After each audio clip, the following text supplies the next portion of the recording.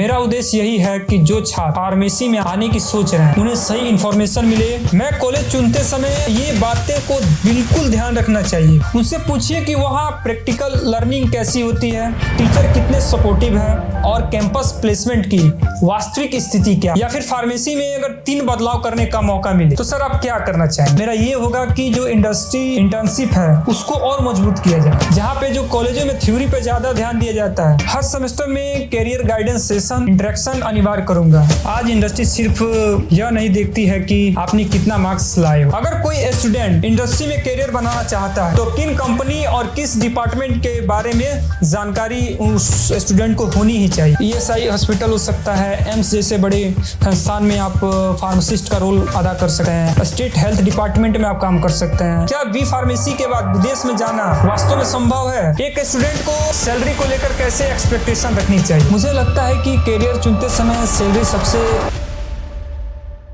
दोस्तों फार्मेसी को लेकर सोशल मीडिया पर बहुत सारी बातें होती हैं। उसमें भी कोई कहता है बहुत स्कोप है, कोई कहता है नहीं है। तो क्या है इसका रियलिटी, चलिए बातचीत करेंगे और जानने का ये प्रयास करेंगे। दोस्तों इस वक्त हमारे साथ हैं बी फार्मेसी सेकेंड ईयर के स्टूडेंट। इनसे बातचीत करेंगे और जानने का प्रयास करेंगे फार्मेसी के बारे में। तो सबसे पहले आपका बहुत बहुत स्वागत है। जी आपका बहुत बहुत धन्यवाद। मेरा नाम है अनुराग कुमार और आपका भी तो यही है। बिना किसी बायस के इस रियलिटी के बारे में समझने का प्रयास करेंगे। क्या बी फार्मा करने के बाद एक अच्छी जॉब मिलेगी, क्या हायर स्टडी में जानी चाहिए या फिर प्राइवेट या फिर गवर्नमेंट जॉब की तैयारी करनी चाहिए। और मैं बता दूं कि अभी मैं RGS college of pharmacy Lucknow से बी फार्मा सेकेंड ईयर का छात्र हूँ। जब मैंने फार्मेसी में एडमिशन लिया था तब मेरे मन में भी बहुत सारे सवाल थे जो आज लाखों छात्रों के मन में होते हैं। पिछले 1 वर्षों में मैंने किताबें ही नहीं पढ़ी बल्कि senior faculty member, industries, professionals और कैरियर ट्रेंड के बारे में भी समझने की कोशिश की है। इसी अनुभव के आधार पर आज मैं अपने विचारों को साझा करूँगा। अच्छा तो मैं पहले ही साफ कर दूं कि मैं यह किसी कॉलेज या प्रोफेशन को प्रमोट या डिमोट करने नहीं आया हूँ। जी सर तो कर सकते हैं। नहीं, मेरा उद्देश्य यही है कि जो छात्र फार्मेसी में आने की सोच रहे हैं उन्हें सही इन्फॉर्मेशन मिले ताकि वो सोच समझ के निर्णय ले सके। दोस्त आप सभी के लिए एक बेस्ट बात यह है कि कैरियर का निर्णय इमोशन से नहीं इन्फॉर्मेशन से ली जानी चाहिए। सर मेरा दूसरा सवाल होगा, आज भी हमारे समाज में बहुत से लोग फार्मेसी को सिर्फ एक मेडिकल स्टोर, एक केमिस्ट शॉप की तरह देखते हैं। जी लेकिन क्या ये वास्तव में फार्मेसी सिर्फ दवा बेचने का ही काम है या इसके पीछे बहुत बड़ा साइंस और हेल्थ केयर सिस्टम जुड़ा है। भाई अगर आपको 12th के किसी छात्र को अगर 1 मिनट में समझाना हो कि फार्मेसी क्या है और क्या होती है तो आप क्या समझाएंगे। ये शायद सबसे जरूरी सवाल है। सबसे पहले हमें यह समझना होगा कि फार्मेसी केवल मेडिसिन बेचने का नाम ही नहीं है। फार्मेसी एक हेल्थ केयर सिस्टम है। अगर मैं आसान भाषा में कहूँ तो फार्मेसी उस पूरी जर्नी का नाम है जिसमें मेडिसिन की डिस्कवरी, उसकी टेस्टिंग, उसकी मैन्युफैक्चरिंग, प्रोसेसिंग, क्वालिटी चेकअप और जो भी गवर्नमेंट अप्रूवल होता है वो सब चीज़ शामिल होता है और अंत में वह सुरक्षित तरीके से उस पेशेंट तक पहुँचे, ये हमारी जिम्मेदारी होती है। यानी आपका मानना यह है कि फार्मेसी यानी एक दवा पेशेंट के पास पहुँचने से पहले बहुत सारे चरणों से होकर गुजरता है और लगभग हर चरण में फार्मासिस्ट की भूमिका बहुत अधिक होती है। कहीं न कहीं इसमें एक स्कोप मानी जा सकती है। नहीं सर, इसीलिए भारत को फार्मेसी ऑफ द वर्ल्ड कहा जाता है। भाई मैं आपको एक डेटा देता हूँ कि भारत को इस समय फार्मेसी ऑफ द वर्ल्ड कहा जा रहा है। कहीं न कहीं इसमें एक स्कोप मानी जा सकती है। नहीं सर, इसके पीछे देखिए बिल्कुल इसके पीछे का कारण यह है कि भारत दुनिया का सबसे बड़े जेनरिक मेडिसिन प्रोडक्शन में एक नंबर 1 है और ग्लोबल लेवल में दवाओं की आपूर्ति में महत्वपूर्ण भूमिका निभाता है। आज फार्मेसी सिर्फ टैबलेट कैप्सूल तक ही सीमित नहीं है। इसमें vaccines, clinical research, drug safety, regulatory affairs, जो भी आर्टिफिशियल इंटेलिजेंस के माध्यम से जो ड्रग की डिस्कवरी हो रही है नए क्षेत्र में, और इस नए क्षेत्र में भी तेजी से विकास हो रहा है। इसलिए अगर कोई सोचता है कि फार्मेसी का मतलब सिर्फ मेडिकल स्टोर है तो वह शायद इस प्रोफेशन का केवल एक हिस्सा ही दिख रहा है। सर मेरा अगला क्वेश्चन ये होगा कि हर साल लाखों छात्र बी फार्मा में एडमिशन लेते हैं, लेकिन क्या फार्मेसी में हर किसी के लिए सही कैरियर है? किन छात्रों को इस फील्ड को चुनना चाहिए और किन्हें शायद किसी दूसरे विकल्प पर विचार करनी चाहिए? मैं इस सवाल का जवाब बिल्कुल ईमानदारी पूर्वक देना चाहता हूँ। अगर आपका उद्देश्य सिर्फ डिग्री लेना है और आपको हेल्थ केयर, साइंस, मेडिसिन में कोई रुचि नहीं है तो शायद ये फार्मेसी आपको कठिन लग सकती है। लेकिन अगर आपको chemistry, human health research, healthcare industry, इन तमाम चीज़ों में आपको दिलचस्पी है तो कहीं ना कहीं फार्मेसी आपके लिए एक अच्छा विकल्प हो सकता है। आप सभी के लिए एक और महत्वपूर्ण बात, आज इंडस्ट्री सिर्फ डिग्री नहीं मांगती। आपके पास वो communication skill, documentation, learning ability, तमाम चीज़ें आपको टेस्टिंग होती है, देखी जाती है इंटरव्यू के टाइम में। इसलिए फार्मेसी उन छात्रों के लिए बेहतर है जो लगातार सीखना चाहते हैं। लेकिन अगर कोई छात्र ये सोचता है कि 4 साल की डिग्री लेकर और जॉब अपने आप मिल जाएगी तो ये रियलिटी बहुत अलग है। सर मैं आपको बता दूं कि इंडिया का इस समय कोई ऐसा कोर्स नहीं बचा है जिसे आप कहे कि कोर्स करके आप सेफ हैं या फिर आप इस फ्यूचर में कुछ अच्छा कर सकते हैं। तो सर आज कंपटीशन बढ़ चुका है, इसलिए सक्सेस का फॉर्मूला भी आपको बता दूं कि degree plus skill plus internship plus communication और कंटिन्यूअस लर्निंग, ये आपके अंदर कॉम्बिनेशन रूप से एबिलिटी है तो आप एक लायक भी फार्मासिस्ट हैं। आज सबसे बड़ा कंफ्यूजन कॉलेज सिलेक्शन को लेकर है। बहुत सारे कॉलेज कहते हैं कि हमारे पास PCI अप्रूवल है, बेस्ट प्लेसमेंट है, लगातार मतलब उनका दावा ये भी रहता है कि मॉडर्न स्लैब है। लेकिन एक स्टूडेंट को कैसे तय करें कि कौन सा कॉलेज वास्तव में अच्छा है? बिल्कुल, सबसे पहले सर आप बताइए कि एडमिशन लेते समय किन बातों को ध्यान रखनी चाहिए अगर एज ए स्टूडेंट एडमिशन ले रहा हो। यह सवाल हर स्टूडेंट और पेरेंट्स को एडमिशन से पहले पूछनी चाहिए। सबसे पहले कि वह कॉलेज PCI अप्रूवल जरूरी है, क्योंकि इसके बिना फार्मेसी प्रोग्राम मान्यता ही नहीं है। लेकिन केवल PCI अप्रूवल होना यह साबित नहीं करता है कि कॉलेज हर पहलू पर टॉप माने अच्छा है या फिर उत्कृष्ट है। मैं कॉलेज चुनते समय आपको ये बातें को बिल्कुल ध्यान रखना चाहिए, जैसे कि फैकल्टी, एक्सपेरिमेंट, लेबोरेटरी वास्तव में फंक्शनल है या फिर नहीं, लाइब्रेरी की सुविधा, डिजिटल रिसोर्स, इंडस्ट्रियल एक्सपोजर जो बहुत ही मैटर करता है, इंटर्नशिप, और कॉलेज आपको क्या अपॉर्चुनिटी प्रोवाइड करता है, और सबसे बड़ी बात कि कॉलेज का एलुमनाई नेटवर्क क्या है।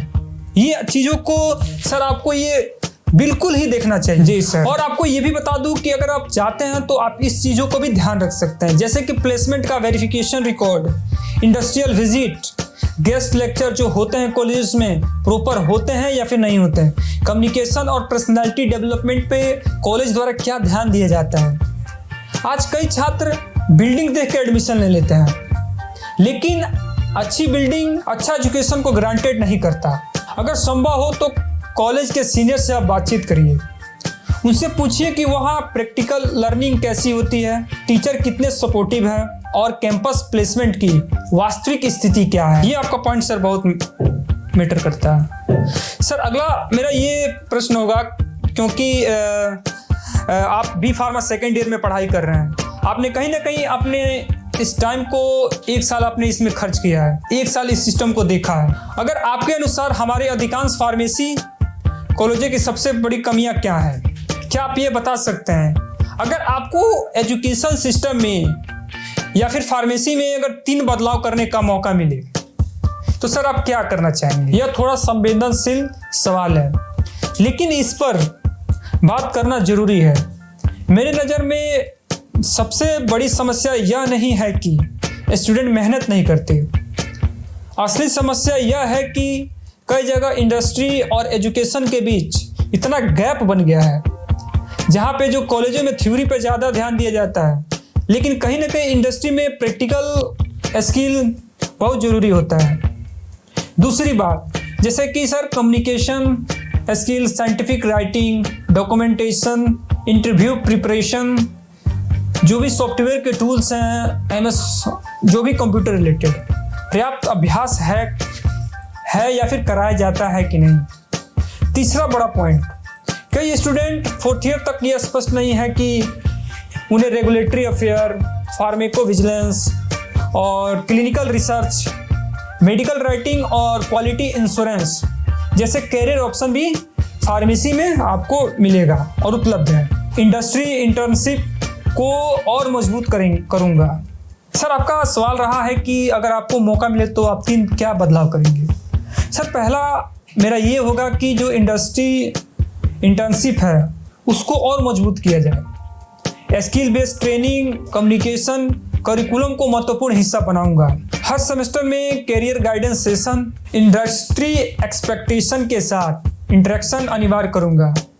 मेरा मानना यह है कि फार्मेसी का भविष्य ब्राइट हो सकता है तब जब स्टूडेंट सिर्फ एग्जाम पास करने के बजाय खुद को इंडस्ट्री बेस रेडी करे। आज की दुनिया डिग्री एक एंट्री पास है। आपको पता है कि डिग्री आपके लिए सिर्फ एक एंट्री पास है, लेकिन अगर कैरियर में आपको कुछ करना है, एक अच्छा स्किल और आपको एटीट्यूड बनाती है। सर, मेरा अगला प्रश्न है, आज भी सर हमारे देश में जो स्टडी कर रहे स्टूडेंट हैं वो अपना CGPA या फिर सेमेस्टर एग्जाम पर ज़्यादा ध्यान देते हैं, लेकिन जब कैंपस प्लेसमेंट या इंटरव्यू की बारी आती है तो कई अच्छे मार्क्स वाले स्टूडेंट पीछे रह जाते हैं। तो कहीं ना कहीं सर डिग्री दोनों लोगों के पास सामान्य है, लेकिन कहीं ना कहीं इंडस्ट्रियल के बारे में जानकारी का अभाव होना ये दिखाता है। सर, इसके आपका क्या विचार है। सर, आज इंडस्ट्री सिर्फ यह नहीं देखती है कि आपने कितना मार्क्स लाए हो या फिर आपने कितना मार्क्स एकेडमिक डिसिप्लिन दिखाया है, लेकिन जॉब पाने के लिए सिर्फ मार्क्स काफ़ी है ये मान लेना एक स्टूडेंट के लिए शायद हमारे लिए अच्छा नहीं, मतलब सही नहीं है। जी सर, आप दोनों के पास बी फार्मेसी की तो डिग्री होनी ही चाहिए, CGPA भी अच्छा हो, लेकिन आपके उसके साथ इंग्लिश स्पीकिंग, कम्युनिकेशन, डॉक्यूमेंटेशन का नॉलेज, इंटरव्यू स्किल जैसे भी तमाम चीज़ें आपके पास होनी चाहिए। दूसरा स्टूडेंट है जिसके पास 8 के अबव CGPA है, लेकिन उसके पास GMP के बारे में नॉलेज है, एक्सेल आता है, AI के बारे में पता है, कॉन्फिडेंस से बातचीत कर सकता है, तो कहीं ना कहीं ये चीज़ ही मैटर करता है। तो इंडस्ट्री दूसरे कैंडिडेट को प्रेफरेंस करेगी, इंडस्ट्री कभी भी ये दूसरे बंदे को ही प्रेफरेंस करेगी। अगर मुझे टॉप स्किल बताना हो तो मैं ये कहूँगा कि आपके पास communication skill, professional English, MS Excel, data handling, GMP और जो भी AI tools, scientific writing, interview skill, तमाम ऐसे प्रॉब्लम सॉल्विंग माइंडसेट होनी चाहिए। याद रखिए कि आपके पास डिग्री आपको इंटरव्यू तक ले जाएगी, लेकिन स्किल आपको कहीं ना कहीं ऑफर लेटर तक ले जाएगी।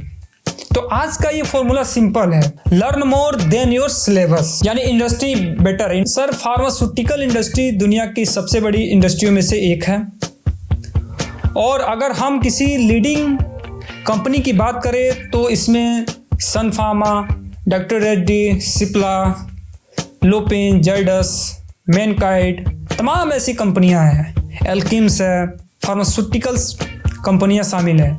लेकिन एक बात समझना जरूरी है कि कंपनी बड़ी है या छोटी, उससे ज़्यादा इम्पोर्टेंट है कि आप किस डिपार्टमेंट में काम कर रहे हैं। जैसे कि sir QA, QC, production, regulatory affair, manufacturing, R&D, ये तमाम सेक्टर हैं।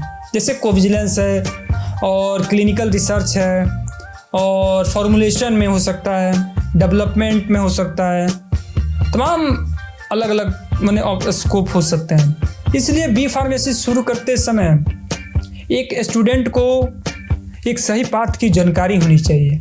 सिर्फ कंपनी का नाम याद रखना काफ़ी नहीं है, यह समझना भी जरूरी है कि कंपनी में आपका रोल क्या होगा। जी सर, यानी आपके पास वो स्किल होनी चाहिए। जी बिल्कुल, और यह सबसे फार्मेसी का सबसे बड़ा स्ट्रेंथ है। अगर आपको मैन्युफैक्चरिंग पसंद नहीं है तो इसका मतलब यह नहीं है कि आपका फार्मेसी में कोई फ्यूचर ही नहीं है।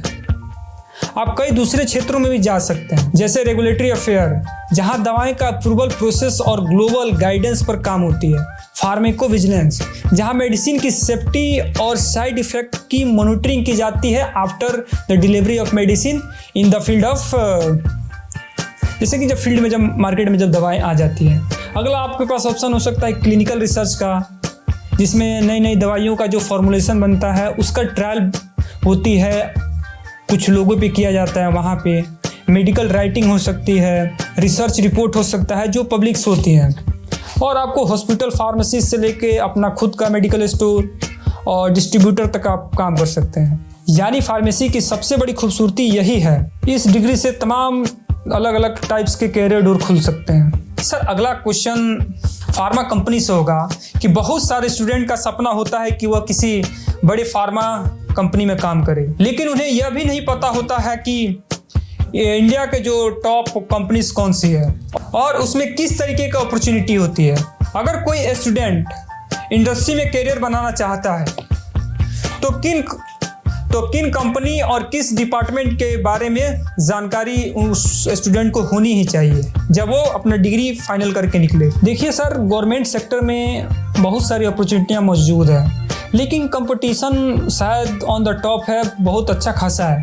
अगर आप बी फार्मेसी करने के बाद विभिन्न सरकारी भर्तियों के माध्यम से आवेदन कर सकते हैं, जैसे कि गवर्नमेंट फार्मासिस्ट के लिए ड्रग इंस्पेक्टर, जो कि यूपीएससी के थ्रू वहाँ पे रिक्रूटमेंट होता है after B pharmacy. ESI hospital हो सकता है, एम्स जैसे बड़े संस्थान में आप फार्मासिस्ट का रोल अदा कर सकते हैं। स्टेट हेल्थ डिपार्टमेंट में आप काम कर सकते हैं।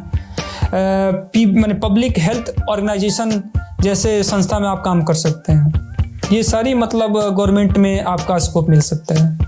बहुत से स्टूडेंट सिर्फ गवर्नमेंट एग्जाम की तैयारी करते करते इंडस्ट्री एक्सपेरिमेंट लेने की मौका छोड़ देते हैं। अगर आपको गवर्नमेंट जॉब देखिए गवर्नमेंट जॉब तो बड़ी बात है, लेकिन अगर मिल जाए तो आप इससे बड़ी बात नहीं है। लेकिन यदि नहीं मिले तो आपको इंडस्ट्री, हायर एजुकेशन और स्किल डेवलपमेंट जैसे विषय हमेशा खुले रहते हैं। कैरियर में हमेशा दोस्तों फ्लेक्सिबिलिटी रखिए, उतना ही महत्वपूर्ण है जितना प्रिपरेशन। आज बहुत सारे स्टूडेंट का सपना होता है कि वो देश नहीं विदेशों में जाकर पढ़ाई करे, वहाँ काम करे। सोशल मीडिया पर बहुत सारे लोग जो कि अब्रॉड फार्मेसी कैरियर के बारे में बताते हैं, लेकिन सर ग्राउंड रियलिटी क्या है? क्या बी फार्मेसी के बाद विदेश में जाना वास्तव में संभव है और जाने का क्या प्रोसेस हो सकता है सर? हाँ संभव है, लेकिन शॉर्टकट से नहीं, यह एक बड़ा प्रोसेस है। सबसे पहले हमें यह समझना है कि हर कंट्री के अपने लाइसेंस रूल्स होते हैं, रूल्स और रेगुलेशन होते हैं। जैसे उदाहरण में यूएस में आप NAPLEX करके एक लाइसेंस प्रोसेस होता है, उसके थ्रू आप जा सकते हैं। कनाडा हो गया, UK हो गया, ऑस्ट्रेलिया हो गया, ये तमाम जो भी गल्फ कंट्री है वहाँ पे भी जा सकते हैं, जहाँ पर आपको सैलरी अच्छा खासा मिलेगा। इसका मतलब ये भी नहीं है कि बी फार्मेसी करते हैं सीधे आपको जॉब मिल जाएगी। इसके लिए आपको लैंग्वेज स्किल, लाइसेंस का जो भी प्रोसेस है उसको एब्रॉड के लिए आपको मतलब देना पड़ेगा। बट आपको अगर इंडस्ट्री जाते हैं तो शायद इस चीज़ की रिक्वायरमेंट नहीं होती है, जहाँ तक हमें पता है। अतिरिक्त ट्रेनिंग और असेसमेंट पूरी करनी पड़ती है, जैसे आपको 2 साल का ट्रेनिंग लेना पड़ता है इंडिया में, उसके बाद आप यहाँ पे जा सकते हैं। भाई हर एक फार्मासिस्ट में कहना चाहता हूँ कि आप ड्रीम ग्लोबल रखो, बट काम प्रोफेशनल करो। विदेश जाने का सपना देखना अच्छी बात है, लेकिन उस सपने के लिए तैयारी करना उससे भी ज़्यादा ज़रूरी है। दोस्तों आपके पास एक और ऑप्शन हो सकता है, जिसे GPET का एग्ज़ाम होता है, जिसे आप फर्दर आगे की पढ़ाई करना चाहते हैं कर सकते हैं, जिसमें आपको सरकार स्टाइपेंड भी देती है। और बात करते हैं उस सवाल की जो कि हर स्टूडेंट, हर पेरेंट्स के मन में होता है, सर सैलरी। सोशल मीडिया पर आप 20 लाख की पैकेज की बातें सुने होंगे, या फिर इससे कम 15 से 20 हज़ार जॉब की भी बातें सुने होंगे। आखिर ग्राउंड रियलिटी क्या है, इस पर सर आप कुछ बता सकते हैं? एक स्टूडेंट को सैलरी को लेकर कैसे एक्सपेक्टेशन रखनी चाहिए? मुझे लगता है कि कैरियर चुनते समय सैलरी सबसे आखिर में देखनी चाहिए, लेकिन रियलिटी जानना भी ज़रूरी है। सही बात है। सच यही है कि फार्मेसी की शुरुआत हर किसी की एक जैसी नहीं होती, यह कई बातों पर निर्भर करता है, जैसे कॉलेज, स्किल, लोकेशन, इंटर्नशिप, आपका कंपनी, जॉब रोल्स। अगर कोई स्टूडेंट सिर्फ डिग्री लेकर निकलता है तो शायद शुरुआत साधारण हो सकती है, लेकिन उसका इंटर्नशिप अच्छा हो, जीएमपी की समझ हो, एक्सेल जैसे मतलब वहाँ पे वर्क कर सके, इंडस्ट्री स्किल जो रिक्वायरमेंट चाहिए वो उसके पास हो, तो अच्छा अपॉर्चुनिटी मिलेगा। दूसरी बात, करियर को सिर्फ सैलरी से मत मापिए दोस्त, आपको लगातार सीखनी है, रोल बदलना है, एक्सपीरियंस बढ़ाना है, तमाम मतलब ग्रोथ। दोस्त जब भी आपका वैल्यू बढ़ेगा तो कहीं ना कहीं आपके सैलरी में भी धीरे धीरे ग्रोथ जरूर होगी। हर करियर की अपनी स्ट्रेंथ और चैलेंजिंग होती है। फार्मेसी में भी कुछ अलग है नहीं। पहले रियलिटी कंपटीशन पहले से कहीं ज़्यादा है दोस्त, रियलिटी तो यही है कि कंपटीशन पहले से बहुत ज़्यादा है। दूसरी हर कॉलेज क्वालिटी पर ध्यान दे नहीं रहे हैं। तीसरी, इंडस्ट्री अभी सिर्फ डिग्री नहीं प्रैक्टिकल स्किल मांग रही है। चौथी, कई स्टूडेंट फाइनल ईयर तक यह तय नहीं कर पाते कि उनका करियर पाथ क्या होगा। लेकिन मैं यह एक रियलिटी बताना चाहता हूँ, आज इंटरनेट पर इंफॉर्मेशन फ्री है। पहले हम लोगों के पास या फिर इतना रिसोर्स नहीं था, लेकिन कंसिस्टेंसी की कमी है। इसलिए अगर कोई स्टूडेंट हर दिन सिर्फ 30 से 40 मिनट भी अपने डिग्री के अलावा अदर स्किल सीखे तो कहीं ना कहीं एक अलग लेवल का उसके अंदर हुनर आएगा। अगर किसी स्टूडेंट को फार्मेसी की डार्क रियलिटी पहले पता हो तो शायद वो बेहतर डिसीजन ले सकता है। आपके हिसाब से इस फील्ड की सबसे बड़ी चुनौती क्या है? देखिए, डार्क रियलिटी से डरने की जरूरत नहीं है। कई लोग कहते हैं कि एआई के आने के बाद जॉब कम हो गई है, क्या फार्मेसी पर भी इसका प्रभाव होगा?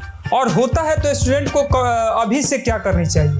जी सर, यानी ये टेक्निकल पॉइंट आपके पास होनी चाहिए, ये स्किल होनी चाहिए। देखिए, एआई फार्मेसी में बल्कि एक पावरफुल टूल्स के रूप में उभर रहा है। आज एआई का उपयोग ड्रग डिस्कवरी, मॉलिक्यूल स्क्रीनिंग,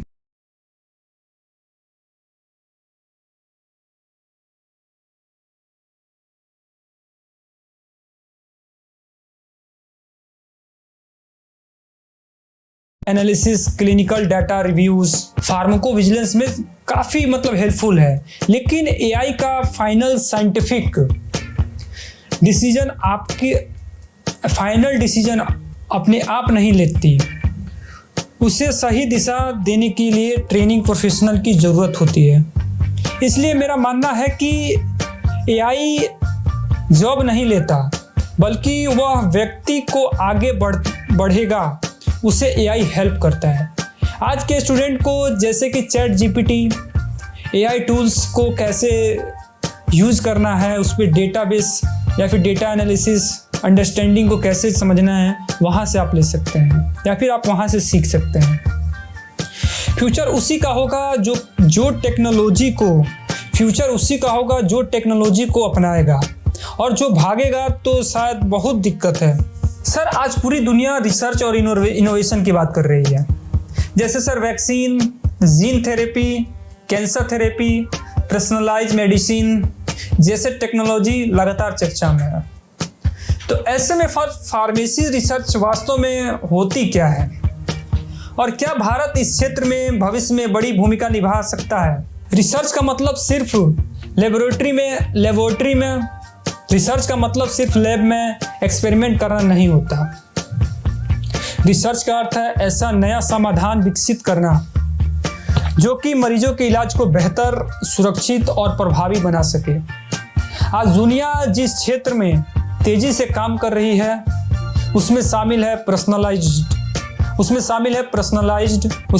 है mRNA vaccines, gene therapy, nano technology, drug delivery system, तमाम एआई के हेल्प हो रहा है वहाँ पे। भारत लंबे समय तक जेनरिक मेडिसिन में मजबूत रहा है। अब रिसर्च और इनोवेशन पर भी निवेश भारत में लगातार बढ़ रहे हैं। तो कई यूनिवर्सिटी, रिसर्च इंस्टीट्यूट और फार्मास्यूटिकल्स कंपनियां नई दवाओं की बेहतर खोज के लिए तमाम उस पर इन्वेस्टमेंट कर रही है। अगर किसी स्टूडेंट को रिसर्च में करियर बनाना हो तो उसे बी फार्मेसी करने के बाद जरूर से जरूर आपको एम फार्म के तरफ जाना चाहिए। फर्दर पीएचडी कर सकते हैं। रिसर्च प्रोजेक्ट के माध्यम से आप आगे के माध्यम से आगे बढ़ना एक अच्छा रास्ता हो सकता है। क्यूरियोसिटी है, आपको नए सवाल ढूंढना अच्छा लगता है, तो आपको रिसर्च बहुत ही बेहतर करियर ऑप्शन बन सकता है। अगर इस समय कोई 12th का स्टूडेंट यह पॉडकास्ट देख रहा हो और वो कंफ्यूजन में हो कि फार्मेसी चुने या नहीं, तो आप उसे क्या सलाह देना चाहेंगे? दोस्त, मैं आपके लिए 3 बातें कहना चाहता हूँ। पहला कि फार्मेसी को सिर्फ डिग्री मत समझिए, इसे हेल्थ केयर प्रोफेशन की तरह देखिए। दूसरा कि कॉलेज आपको फाउंडेशन देगा, लेकिन करियर बनाने के लिए आपको स्किल जरूरी होगी।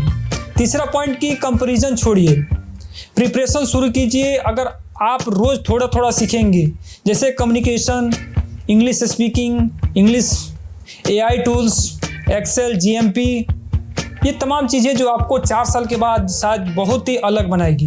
याद रखिए, सक्सेस एक बड़ी अपॉर्चुनिटी से बनती है। सक्सेस उन छोटे छोटे डिसीजनों से बनती है जो हर दिन लेना पड़ता है। इसलिए अगर आप फार्मेसी चुनते हैं तो सिर्फ डिग्री लेने के लिए नहीं, बल्कि हेल्थ केयर में वास्तविक कुछ योगदान देने के लिए चुनिए।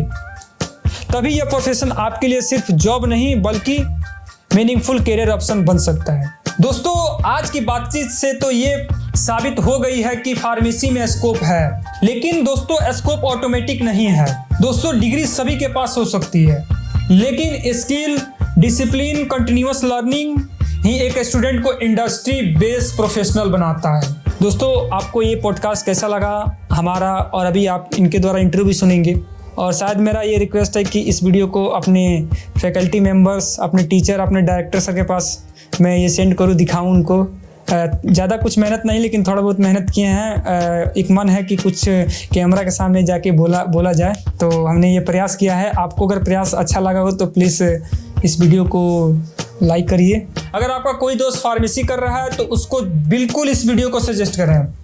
मिलेंगे, अगर आपको कोई अगर टॉपिक्स पे पॉडकास्ट चाहिए तो प्लीज़ इसको जरूर कमेंट में बताएं। वीडियो अच्छा लगे तो प्लीज़ वीडियो को लाइक, चैनल को सब्सक्राइब और दोस्तों में शेयर जरूर करें।